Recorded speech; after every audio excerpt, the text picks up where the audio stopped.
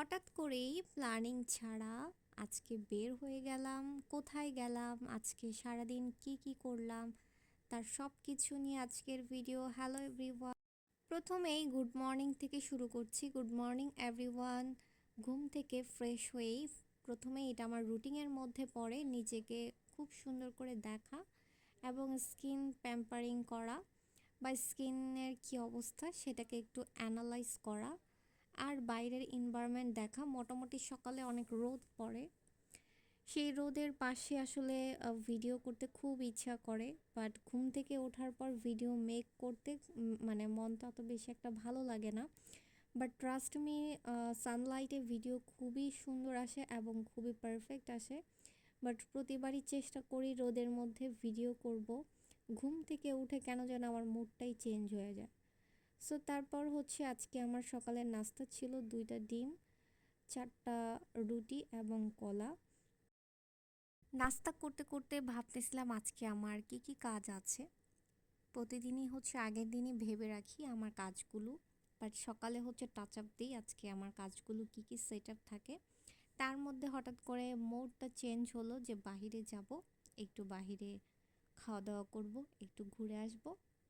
That's it. হঠাৎ করেই আমার মুডটা এটাই মন চাইলো, সো এটাই খাচ্ছিলাম আর ভাবতেছিলাম আসলে কোথায় যাওয়া যেতে পারে।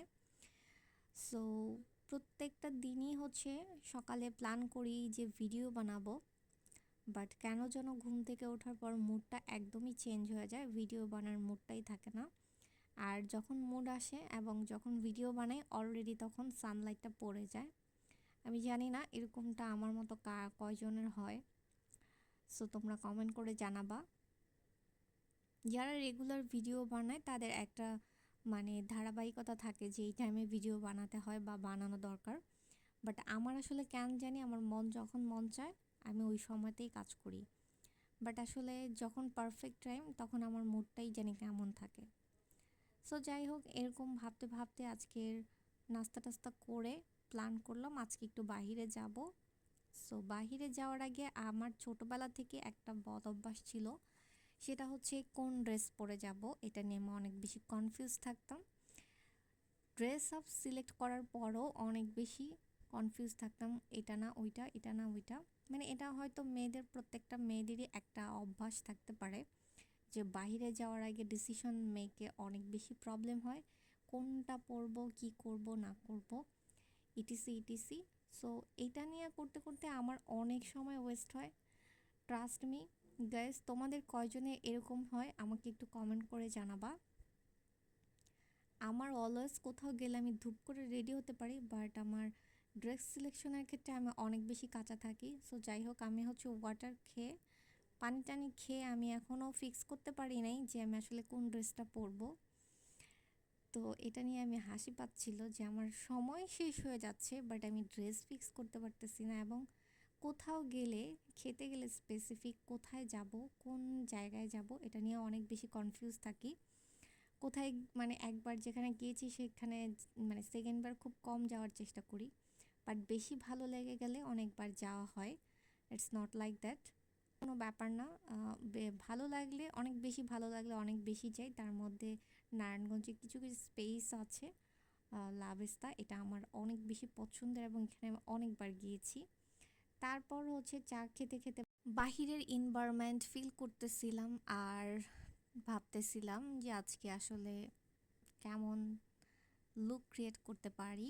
সো আমার সানলাইট অলওয়েজ বেশি পছন্দ, তাই ওখানে আমি কিছু স্ন্যাপ ক্লিপস নিয়ে নিলাম অ্যান্ড দেন রেডি হয়েই চলে গেলাম। গেটারিটা তোমাদের সাথে শেয়ার করতে পারি নাই সময়ের জন্য, তার সাথে লিফটে আমার বোনের সাথে কিছু ক্লিপস নিচ্ছিলাম। যাওয়ার পরেই আমি হচ্ছে খুব সুন্দর সুন্দর ক্লিপস নিতেছিলাম। যাওয়ার পরে মোডটা অনেক বেশি ভালো লাগতেছিল, ডেকোরেটেডটা অনেক বেশি সুন্দর ছিল। সো ফার্স্টে ঢোকার এন্ট্রি একটু সামনে গেলেই এই সুন্দর দোলনা, তারপর আশেপাশে কিছু সুন্দর সুন্দর ব্যাকগ্রাউন্ড অল ওভার অনেক বেশি ভালো লেগেছে। অ্যান্ড দেন তখন আমি অনেক বেশি ভিডিও এবং ক্লিপস নেওয়া শুরু করলাম। দেখলাম যে ব্যাকগ্রাউন্ডের সাথে আমার আউটফিটটা অনেক বেশি ভালো মানাইছে, বাট ওইরকম কিন্তু কোনো প্ল্যানিংই ছিল না। বাট যাওয়ার পরে দেখলাম আমার ব্যাগ আমার আউটফিট আমার অল ওভার অনেক বেশি ব্যাকগ্রাউন্ডের সাথে ম্যাচিং হয়ে গেছে। সো খুব সুন্দর লাগতেছিল, ভালো লাগতেছিল এটা দেখার পর। অ্যান্ড দেন হচ্ছে গিয়ে আমরা সুন্দর সুন্দর কিছু মানে স্পেস যেখানে ক্লিপস নেওয়ার মতো। সো প্রত্যেকটা জায়গায় নেওয়ার পরে এই যে এটা ছিল পুরা ভিউটা, আমি আসলে পুরা ভিউটার একটু একটু ক্লিপস নেওয়ার ট্রাই করলাম। মোটামুটি ভালো বড় স্পেস এবং ক্লিপসটাও ভালো ছিল। দেন হচ্ছে অ্যাড হলো আমার ছোট বোন, ওর সাথেও কিছু স্ন্যাপস ক্লিপস নিচ্ছিলাম। সো তারপর হচ্ছে আমি আবার সিঙ্গেলি আরও কিছু কিছু ক্লিপস নিতেছিলাম। এটা ছিল একটা দোলনা টাইপস, আমার কাছে ব্যাকগ্রাউন্ডটা খুবই ভালো লেগেছে, স্পেশালি আমার আউটফিটের সাথে খুবই ভালো ম্যাচিং হয়েছে, দ্যাটস ওয়াই। অ্যান্ড ক্লিপস নেওয়ার সাথে সাথে আমি হচ্ছে ইমাজিন করতেছিলাম সব কিছু এত ভালো ম্যাচিং ম্যাচিং। সো তোমাদের কাছে এই ব্যাকগ্রাউন্ডটা কেমন লেগেছে? আমার রেস্টুরেন্টের অল ওভার ব্যাকগ্রাউন্ডটা মোটামুটি ভালো লেগেছে। সো আমি সবসময় চেষ্টা করি একটু ডিফারেন্স ডিফারেন্স এক জায়গায় ডাবল যাওয়া না, বাট তারপরেও কিছু কিছু স্পেসিফিক পছন্দের জায়গা থাকে, সেটা আমরা একবার দুইবার বারবারও যাই। সো এই দ্যাটস আমি এটা একটা ভিডিও থেকে দেখেই দেন আমি চয়েস করলাম এখানে যাব।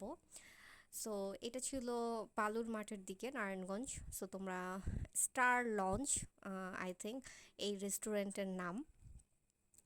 সো ডিফারেন্স কিছু ট্রাই করার জন্য ওখানে যাওয়া, স্পেসিফিক একটু জাস্ট স্টে করার জন্য, দ্যাটস ওয়াই চলে গেলাম। সো নেক্সট ডে আমি সবসময় ট্রাই করি নতুন নতুন কিছু করা। এই যে ছিল আমার মেকআপ লুকটা, খুবই ন্যাচারাল একটা মেকআপ লুক আউটফিটের সাথে ম্যাচ করে, এটা ছিল আমার ভাই অ্যান্ড বোন।